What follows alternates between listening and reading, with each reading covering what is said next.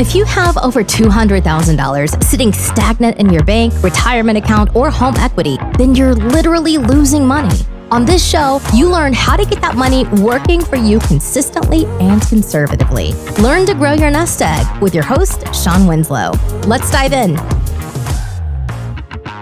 What's going on, everyone? I'm Shawn Winslow, and this is the Multifamily Money Podcast. Welcome back, everyone. Thank you so much for tuning in. This is actually the second to last episode of 2021. Time has flown by. We launched this officially in July of 2021. I'd started making this way before that, preparing, recording episodes, getting everything all dialed in, ready to launch. But it's just crazy that we're already at the end of the year almost, second to last episode of 2021, going to be episode 46. And I had a goal. First, I thought it was an outlandish goal that I probably wouldn't be able to achieve, but I was sure as heck going to strive to get there. And that was to have 10,000 downloads in that, that first, half of that 6 months from July onward. And happy to say we have beat that. Currently, as I'm looking at this near the end of December, we're at 10,369 unique downloads. So thank you so much for all of you who are listening to the show. That means a lot. I thought this was some outlandish goal to reach in the first 6 months, but I like setting big goals. So then, I can really work hard to try to meet that. And even if I don't, I'm still a lot further than I probably ever thought I would. But the fact that we hit this, I just want to thank you all, because it wouldn't be possible with those that are listening. And I really hope you're getting value. And as always, if you are, please share this with someone that you also think could get value. That's how this show grows. And then as always, if you listen on Apple Podcasts, please leave a rating and review. That's how their algorithm works. That's how the show gets in front of more ears is when you do that. And I know it takes, a little time to do it, but if you do that, I would be extremely grateful. All right. Well, today's episode, another solo episode from me. I don't think we've had a solo episode on Multifamily Mondays in a little while, but we are today. And today, the reason why I'm going solo, I had some lined up to drop, but we're around the holidays, right? We had Thanksgiving about a month ago.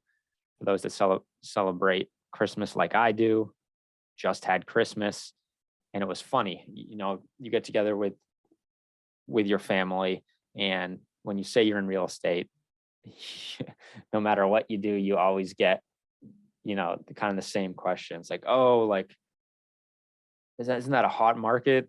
Like my neighbor just sold this or house, or like, what do you think my house is worth? That's a common question. And when you're on the commercial side of things, it's like, honestly, I have no idea. I don't really look at the residential market, especially in the market in the area of the country that you may be in. So it's kind of funny when you get those questions. But the reason why I'm bringing that up, and the reason what this episode is going to be about, is sometimes when you are so focused and into what you do, you kind of think that everyone else understands what you do, right? Because, it's second nature to you, that you think those that, are following along, that they really understand what you're doing. And now I know there's some out there that are listening to this, but after, talking to family and friends, I realized that not everyone really understands what I do. So I figured this episode, I would actually just go back to the basics of what, investing in commercial real estate is, investing in large multifamily apartments, and what a syndication is.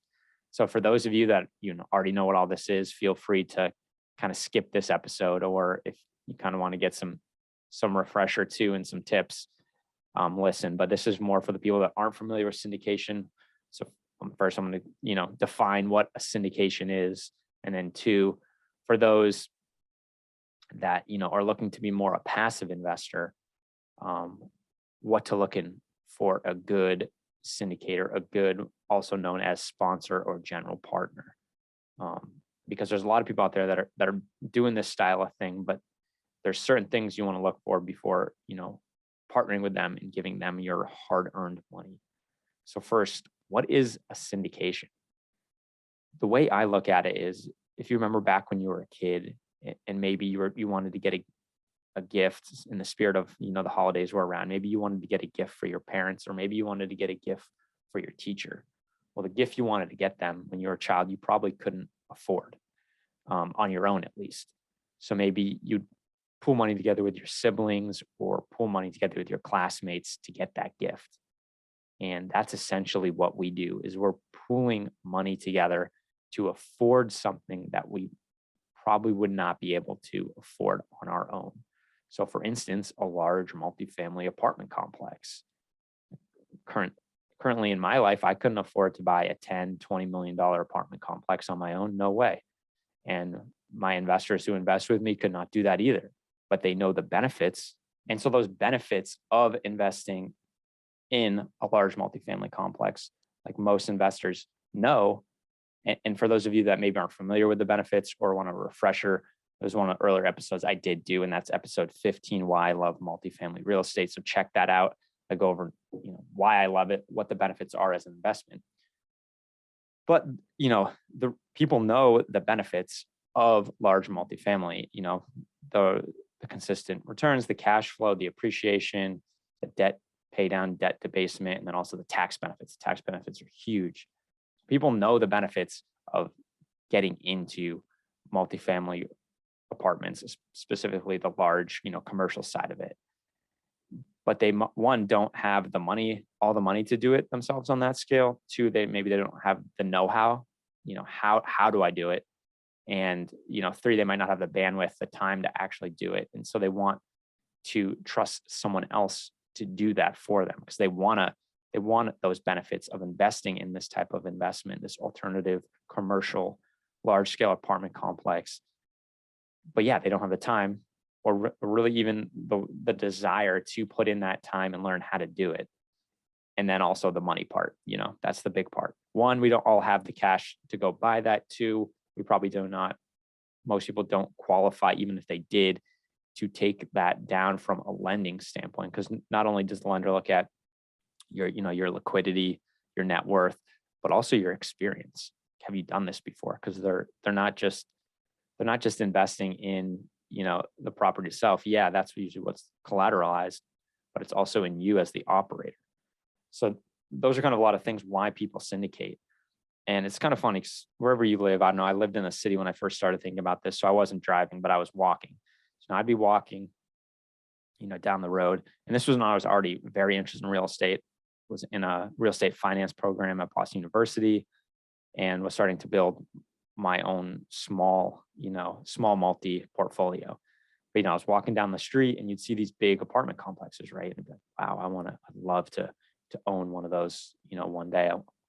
Like, how do you do that? And you're probably, you're thinking like, it has to be the big institutional players, big private equity funding this, people with tons of experience, big, investment corporate entities that are buying these, insurance companies funding it, blah, blah, blah. And that's not always the case. Yeah, they are definitely big players in the space for sure. But there's also people called syndicators, deal sponsors, operators, general partners. Those are kind of all synonymous terms. But that's what it is. I come together, people like me, pool and group a team together, pool money together so we can take down these larger multifamily apartment complexes. And I've talked about teams before. That's obviously a huge step in what we do. It's, I would never say that this is on me. Yeah, I do put a lot of work in, and I'm extremely passionate and dedicated to what I do, but without a team, I would be nowhere. And,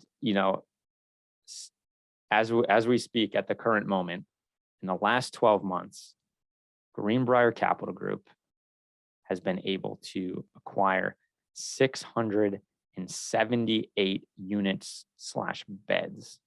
Why I say beds is because that's student housing. And when you look at student housing, you're more focused on the beds because you charge per bed instead of per unit. So currently, as we speak, Greenbrier Capital Group has 678 units / beds in its portfolio. And that consists of over $40 million in assets. And that was done through syndication. I couldn't have done that on my own at this point in my career. I don't have that capital. I don't have, that liquid net worth to be able to even qualify for the loan on my own. So it's all about partnering. It's all about syndicating, and that's what we do. And so that's what a syndication is. It's just kind of a fancy term for something simple as pooling your money together and pooling your, not just the money, but also your backgrounds. So for the general partner standpoint, you're pulling together, you're leveraging each other's experience, right? So there might be someone who's more experienced operating an asset. So, a lender will look at that. Also, there's someone who might have a large liquid net worth. So when you go to qualify for the loan, they'll look at that amongst other things. You also got to have experience of qualified for certain debt. So if you go after agency like a Freddie or Fannie loan, they like to see that, you've actually operated a property with that type of debt. So obviously, well, if you've never done it before, you can't qualify for that. So then you partner with someone who has. So like I've said, this game is all about partnerships. That's what it's all about. No one's doing this on their own. And so second part of this show that I really want to get into is for those of you that want to invest in this type of investment, alternative to the stock market, the benefits of real estate, especially on this scale, but maybe you own your own business, have a successful career, want to focus more on your family, your passions. Maybe that's traveling, maybe that's giving back. You don't have the time or even the desire to operate this yourself. So that means you need to partner with a general partner, a syndicator, a sponsor, someone who brings these deals to you, and then you're a limited partner and you invest your hard-earned money to acquire those benefits of such an investment. But then you can kind of just sit back and not really put any time in. You're just sitting back and getting those benefits of that investment. So this part is for you. What to look for in that general partner, what to look for in that syndicator. So I have a list of questions, which I'll more than happy to give out to everyone. But for now, let's just dive right into it. So what do you want to look for in a general partner? This could be someone maybe you already know, they're pitching a deal to you, or maybe it's you're going out and trying to find someone because this is the type of investment you want. So what should you really be looking for? First, I would say their background, their professional background, their experience. Have they done this before? Is this their first syndication? Obviously, it all depends on your risk level, your risk tolerance, and how well you know this person. Maybe you know this person very well. They're in their previous career, they were very successful, very professional, very reliable. So maybe you do already have that confidence and you trust them, investing with them on their first deal and taking it down and operating successfully. But if you don't know them that well, like, what is their experience? And this is not to say that, someone without experience can't do this. It goes back to what I was just saying about partnerships. So if this person doesn't have experience, are they partnering with someone who does? That's how I first got into it. I partnered with someone who had about 15, almost 20 years of experience in real estate, in apartments. And one, I probably could have done it myself, but one, I wanted to learn from someone who's very good. And two, I wanted my investors to sleep well at night knowing that, the team had a lot of experience. And yeah, they trusted me. But they could also, know the fact that I trust this individual and then this individual had a lot of experience. So I think that is very important. What is their background? And if they don't necessarily have one, are they partnering with someone who does? And then kind of their area of expertise. Obviously, you probably know what kind of real estate you want to invest in beforehand. So what is their area of expertise? What type of investment is this? Is this in apartments, self-storage, office, retail, industrial, whatever it may be? What is their area of expertise? And are they like niche down in this? And to me, that's very important. I don't want someone that's a jack of all trades. Yeah, can you be a jack of all trades and do pretty well? Of course. There's always outliers there. But by and large, most people aren't successful when they're a jack of all trades, at least not to the extent you want your money to be, your money to the returns you want for your money, right? So I really think you should find someone that is niched down and maybe into like apartments, into self-storage, whatever it happens to be. That's all they do and all they focus on. And also you could, come across someone, were they investing in, say, stabilized apartments, but now this is the first deal where they want to develop. Obviously, you need to assess the risk there. And maybe they're partnering, like I said before, with someone who has, decades of development experience. And then that's a different story. But it's also, what are you looking for? Because with development, that becomes more risk, right? Because there's a lot of risk with development. First, once you get the land, then you got to get everything approved through, permitting, zoning, neighbors. That's the biggest headache, right? I had an episode recently with 2 guys out of Boston that develop, and that's usually their biggest headache is the neighbor pushback. So you got that. Then you've got cost of materials. What, like, you're budgeting for it now, but what happens when you're actually, put that shovel in the dirt and start building? Is that price going to stay where you budgeted, or is it going to go up? Also, labor costs. Is labor costs going to go up, or is there going to be a shortage of labor? Is it going to extend your time? Because we all know time is money, and the longer it takes project to complete, the more it's going to cost. So with something like development, there's more risk, but usually there's a higher back end. So you're getting paid for that risk. And just like anything, that's what's important to me with investment, is your risk adjusted return. Like, are you getting paid justly for that risk? Versus like something stabilized, like what we do, we're buying something that has existed, that is operating. So there's, generally less risk there, because you don't have the risk of development, because it's something that's already stabilized, already operating, and then you can come in and make improvements. So that's important. Know their area of expertise and make sure they are, that's their sole focus. They're niche down in that area. And next, I would say communication style. What is their communication style? You want them to be as transparent as possible, in my opinion. Obviously, I have different types of investors when it comes to this. Some that want to talk to you pretty much weekly and know what's going on, and then others that won't even show up for a quarterly conference call on the update on the property. They won't even show up ever. They just collect their check.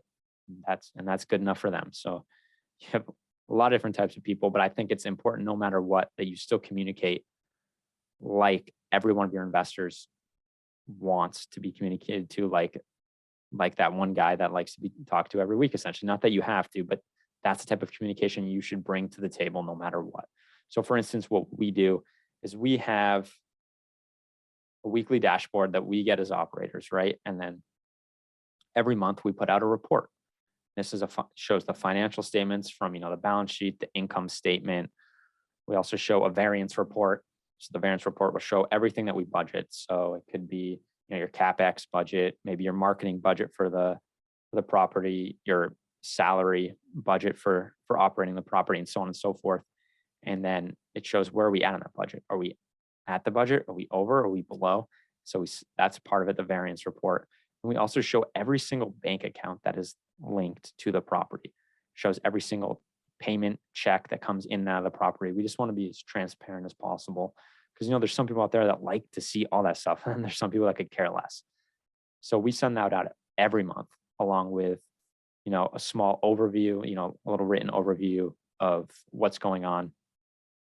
And then every quarter we do like a call. So like be on Zoom with our investors, anyone who wants to show up, and we'll just go over where we're at and where are we meeting our goals, and where we're projecting to go further. And then as well, also we'll pick up the phone, any day. So if investors have questions, they don't have to wait till that monthly email or that quarterly call. They can call whenever or email whenever, and we'll get back to them immediately. That's just kind of the stuff that is, set in stone, that's structured, that we get out to them in terms of communication. So communication is very important.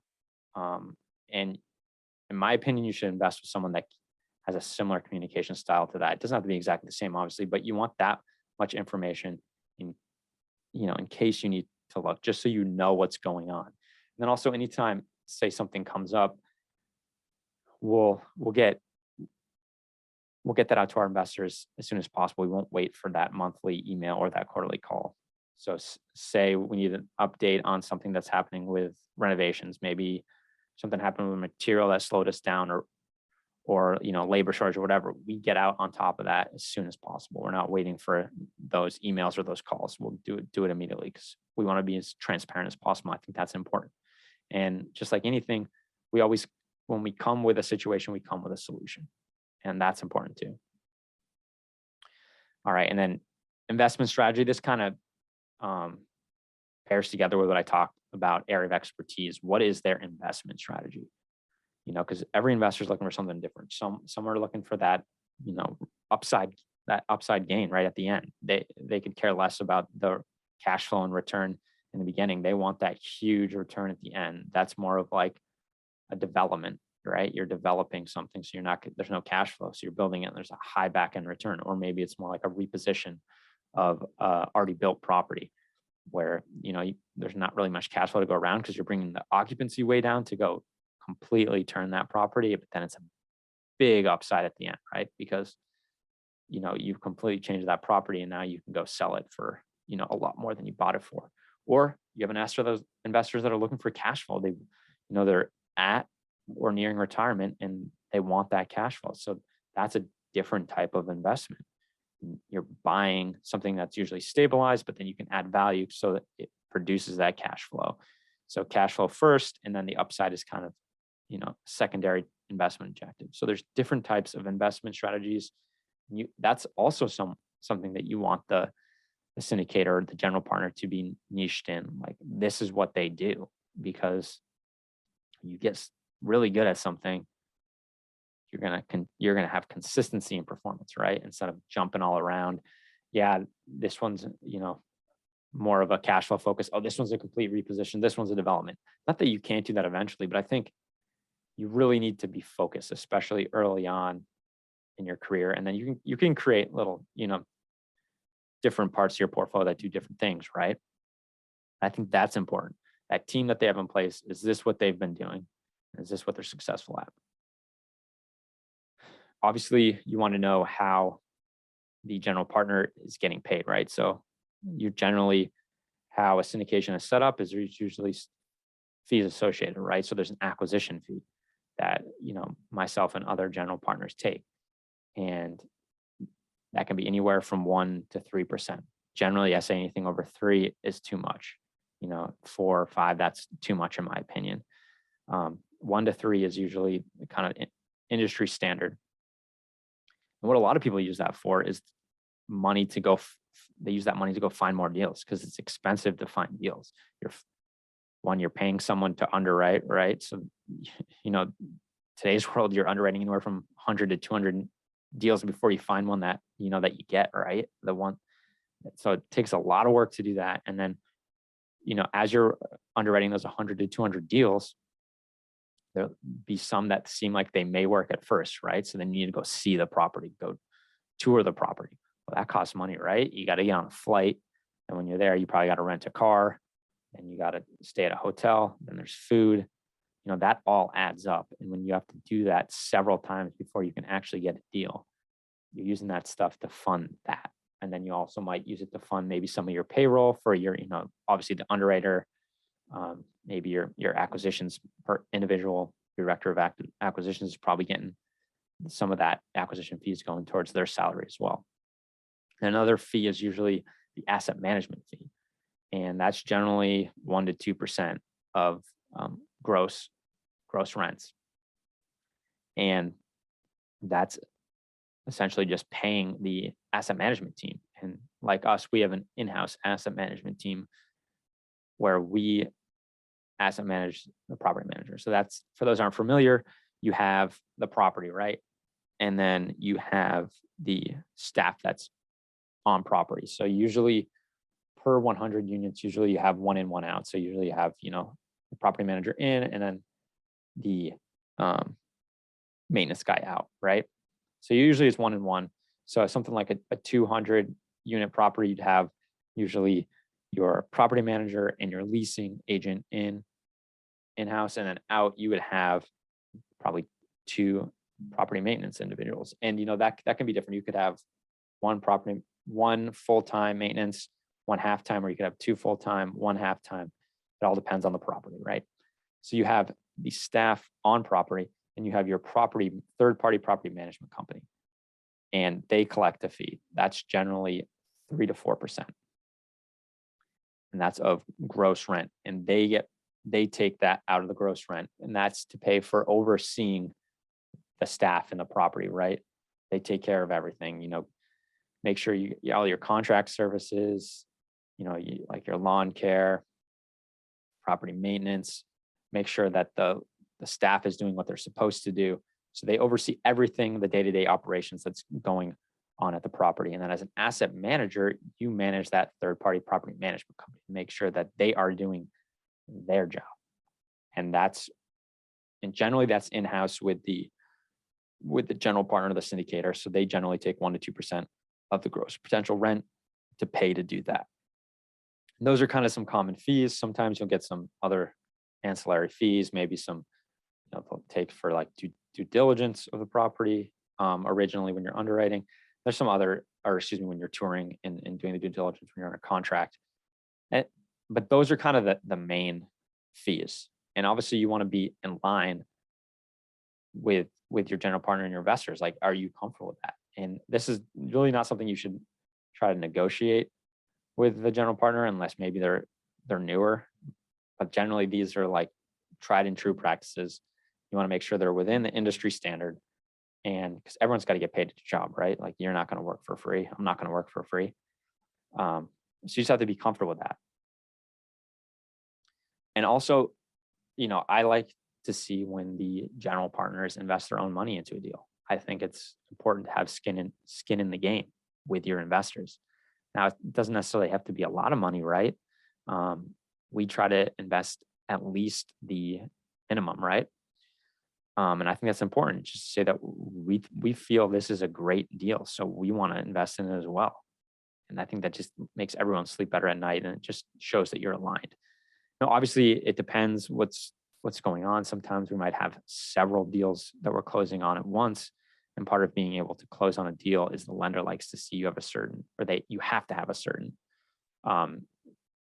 liquid net worth, right? And that liquid net worth can't be before you close. It has to be what it is after you close. So you couldn't be like, yeah, this is my liquid net worth, but here goes 200K I'm putting, or 500K between the whole GP team, whatever it happens to be, into the deal, right? And then after you close, now your liquid net worth's not what it should be because they're in your deals. So sometimes you'll see like, yeah, the team is invested in this, but we're not investing in this one because we have 3 deals going on right now and we need to, meet a certain liquid net worth to close. So that could happen, right? But generally, we try to invest at least the minimum in every deal, just to show I think it's great to be aligned with your investors. So I think that's important. And I'll just go over a few questions here. Again, I have a whole list that I'll be able to share with you all, but I think some of these are important. And one of them was, do you invest in your own deals? I think that's great.